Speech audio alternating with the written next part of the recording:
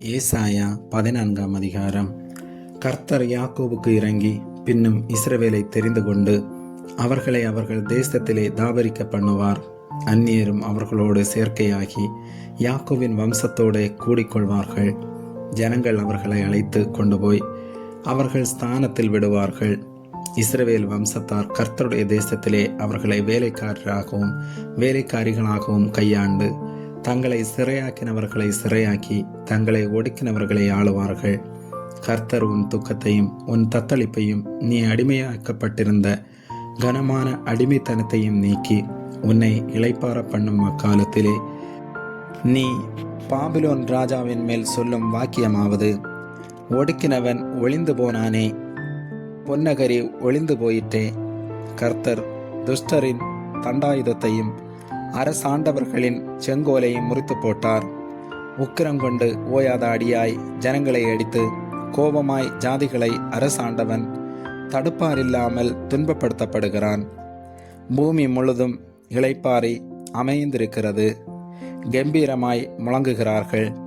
தேவதாரு விருட்சங்களும் லீபனோனின் கேதுருக்களும் உன் நிமித்தம் சந்தோஷப்பட்டு, நீ விழுந்து கிடந்தது முதற்கொண்டு எங்களை வெட்ட வருவார் ஒருவரும் இல்லை என்று சொல்லுகிறது. கீழே இருக்கிற பாதாளம் உன் நிமித்தம் அதிர்ந்து உன் வருகைக்கு எதிர்கொண்டு பூமியில் அதிபதிகளாயிருந்து செத்த ராட்சதர் யாவரையும் உன் நிமித்தம் எழுப்பி ஜாதிகளுடைய எல்லா ராஜாக்களையும் அவர்களுடைய சிங்காசனங்களிலிருந்து எழுந்திருக்க பண்ணுகிறது. அவர்கள் எல்லோரும் உன்னை நோக்கி, நீயும் எங்களைப் போல பலட்சயமானாயோ, எங்களுக்கு சமமானாயோ என்று சொல்லுவார்கள். உன் ஆடம்பரமும் உன் வாத்தியங்களின் முழக்கமும் பாதாளத்தில் தள்ளுண்டு போயிற்று. புழுக்களே உன் படுக்கை, பூச்சிகளே உன் போர்வை. அதிகாலையின் மகனாகிய விடிவெள்ளியே, நீ வானத்திலிருந்து விழுந்தாயே. ஜாதிகளை ஈனப்படுத்தினவனே, நீ தரையிலே விழவெட்டப்பட்டாயே. நான் வானத்துக்கு ஏறுவேன், தேவனுடைய நட்சத்திரங்களுக்கு மேலாக என் சிங்காசனத்தை உயர்த்துவேன். வடப்புறங்களிலுள்ள ஆராதனை கூட்டத்தின் பர்வதத்திலே வீற்றிருப்பேன் என்றும், நான் மேகங்களுக்கு மேலாக உன்னதங்களில் ஏறுவேன், உன்னதமானவருக்கு ஒப்பாவேன் என்றும் நீ உன் இருதயத்தில் சொன்னாயே. ஆனாலும் நீ அகாதமான பாதாளத்திலே தள்ளுண்டு போனாய். உன்னை காண்கிறவர்கள் உன்னை உற்று பார்த்து உன்னை குறித்து சிந்தித்து, இவன்தானா பூமியை தத்தளிக்கவும் ராஜ்யங்களை அதிரவும் செய்து உலகத்தை வனாந்தரமாக்கி அதன் நகரங்களை அழித்து சிறைப்பட்டவர்களை தங்கள் வீடுகளுக்கு போக விடாமலிருந்தவன் என்பார்கள். ஜாதிகளுடைய சகல ராஜாக்களும் அவரவர் தங்கள் அறையிலே மகிமையோடு கிடத்தப்பட்டிருக்கிறார்கள். நீயோ அழுகிப்போன கிளையைப் போலவும் பட்டய குத்தால் கொலையுண்டவர்களின் உடுப்பைப் போலவும் ஒரு குழியின் கற்களுக்குள்ளே கிடக்கிறவர்களைப் போலவும் காலால் மிதிக்கப்பட்ட பிணத்தைப் போலவும் உன் கல்லறைக்கு புறம்பாய் எறிந்து விடப்பட்டாய். நீ அவர்களோட அடக்கம் பண்ணப்படுவதில்லை.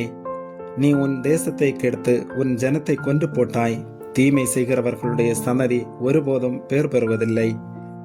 அவன் புத்திரர் எழும்பி தேசத்தை சுதந்திரித்துக் கொண்டு உலகத்தை பட்டணங்களால் நிரப்பாதபடிக்கு அவர்கள் பிதாக்களுடைய அக்கிரமத்தின் நிமித்தம் அவர்களை கொலை செய்ய ஆயத்தம் பண்ணுங்கள்.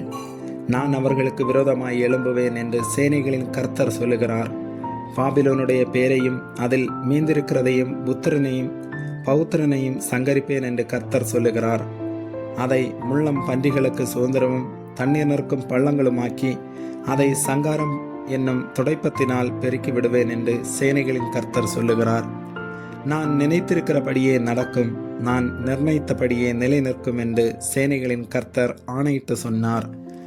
அசீரியனை என் தேசத்திலே முறித்து என் மலைகளின் மேல் அவனை மிதித்து போடுவேன்.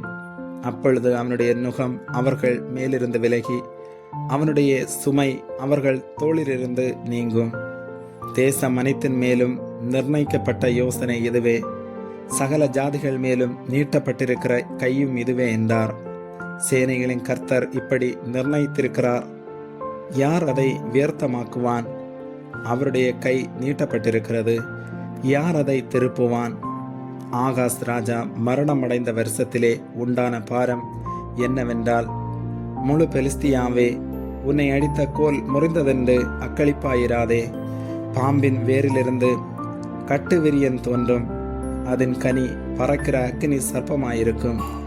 தரித்திரன் தலைப்பிள்ளைகள் திருப்தியாய் புசித்து எளியவர்கள் சுகமாய் படுத்திருப்பார்கள். உன் வேரை பஞ்சத்தினாலே சாக பண்ணுவேன். உன்னில் மீதியானவர்களை அவன் கொண்டு போடுவான். வாசலே அலறு, நகரமே கதறு, பெலிஸ்தியாவே நீ முழுதும் கரைந்து போகிறாய். ஏனென்றால் வடக்கே இருந்து புகைக்காடாய் வருகிறான். அவன் கூட்டங்களில் தனித்தவன் இல்லை.